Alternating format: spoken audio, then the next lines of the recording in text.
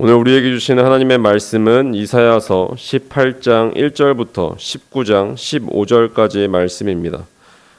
이사야서 18장 1절부터 19장 15절까지 말씀을 한 절씩 교독하시고 마지막 절은 다 함께 읽도록 하겠습니다. 슬프다 구수의 강 건너편 날개치는 소리나는 땅이여, 갈대배를 물에 띄우고 그 사자를 수로로 보내며 이르기를 민첩한 사절들아, 너희는 강들이 흘러 나누인 나라로 가되 장대하고 준수한 백성 곧 시초부터 두려움이 되며 강성하여 대적을 밟는 백성에게로 가라 하는도다. 세상의 모든 거민 지상에 사는 너희여, 산들 위에 기치를 세우거든 너희는 보고 나팔을 불거든 너희는 들을지라. 여호와께서 내게 이르시되 내가 나의 처소에서 조용히 감찰함이 죄인은 일광 같고 가을 더위에 운무 같도다.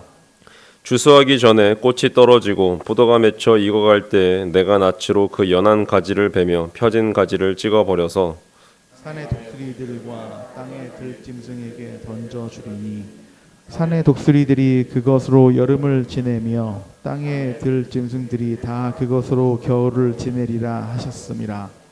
그때 강들이 흘러나누인 나라의 장대하고 준수한 백성 곧 시초부터 두려움이 되며 강성하여 대적을 밟는 백성이 만군의 여호와께 드릴 예물을 가지고 만군의 여호와의 이름을 두신 곳 시온산에 이르리라.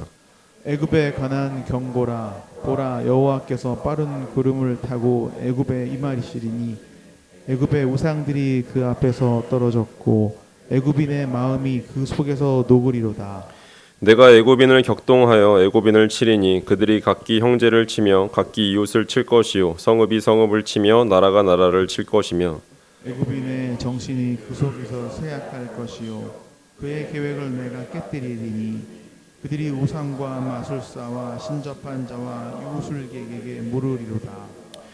그가 애굽인을 잔인한 주인의 손에 붙이리니 포악한 왕이 그들을 다스리리라. 주 만군의 여호와의 말씀이니라.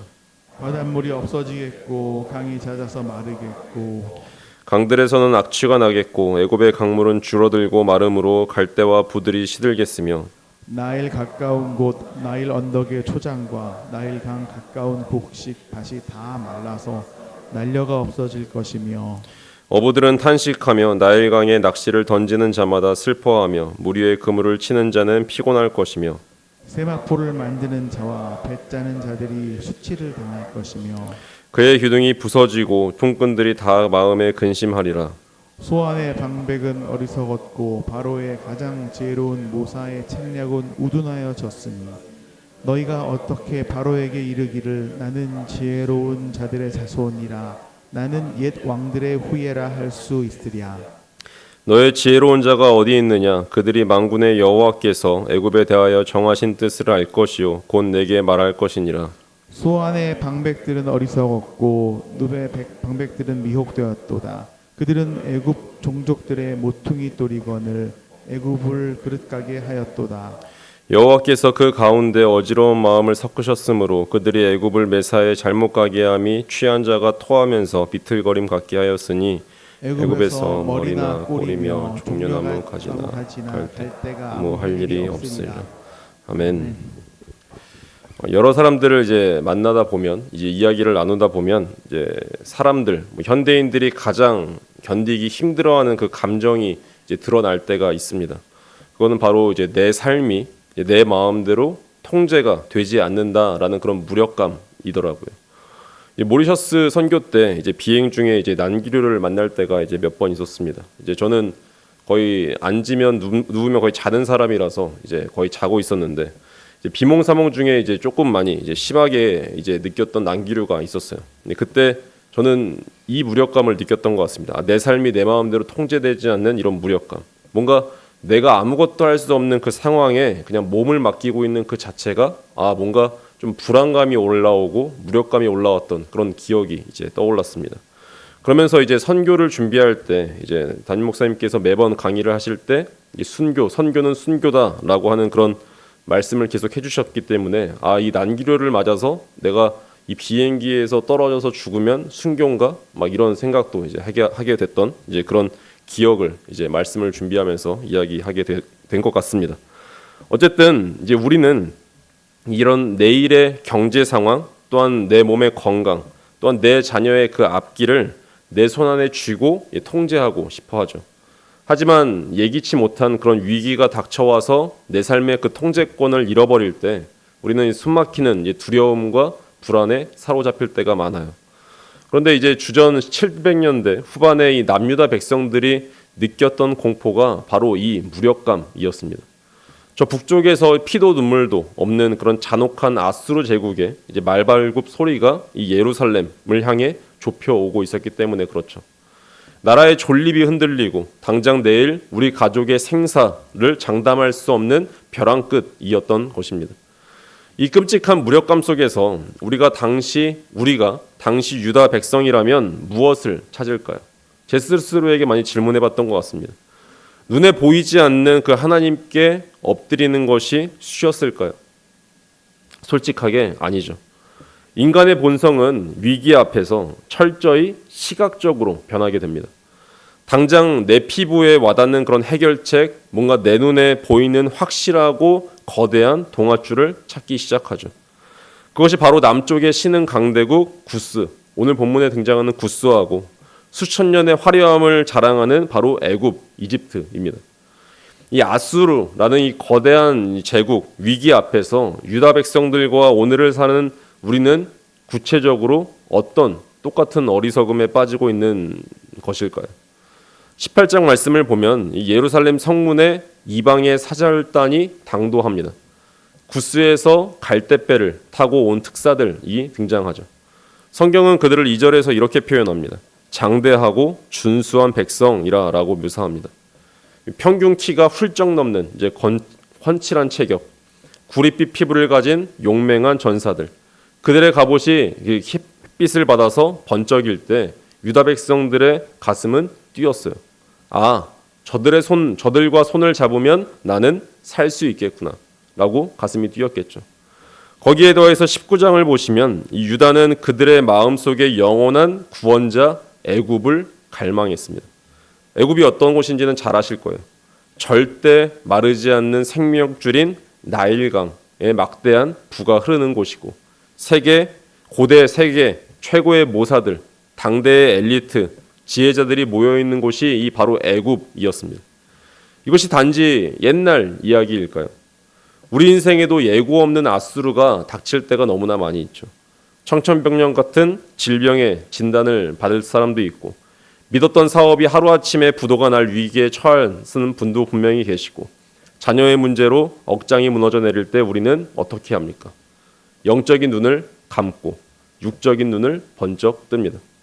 내 문제를 단번에 해결해 줄 것 같은 장대하고 준수한 사람을 찾기 위해서 우리의 핸드폰 주소록을 찾을 때가 있습니다. 나의 나일강이 되어줄 든든한 통장 잔고를 확인하고 내 인맥 속에 있는 힘있고 가장 힘있고 똑똑한 전문가의 지혜를 찾아 헤맬 때가 있지는 않으신지요. 세상의 문화는 우리에게 돈과 인맥, 스펙이 너를 구원할 것이야 라고 끊임없이 속삭이고 있기 때문에 그렇습니다. 하지만 하나님은 우리가 의지하는 그 화려한 우상의 실체를 가차없이 폭로하고 계십니다. 19장 5절과 6절을 보시면 그토록 자랑하던 애굽의 나일강이 바닥을 드러냅니다. 악취를 풍기고 마를 것이다 라고 하나님께서는 말씀하십니다.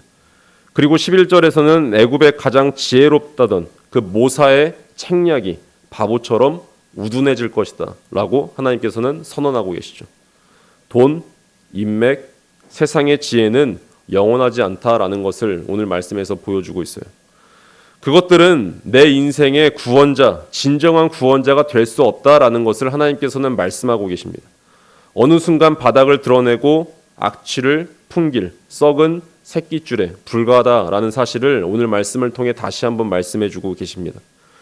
이처럼 우리가 의지하는 이 세상의 동아줄이 허무하게 마를 나일강에 불과하다면 우리는 대체 왜 자꾸만 하나님을 떠나서 이 썩은 동아줄을 붙잡으려 안달하는 것일까요?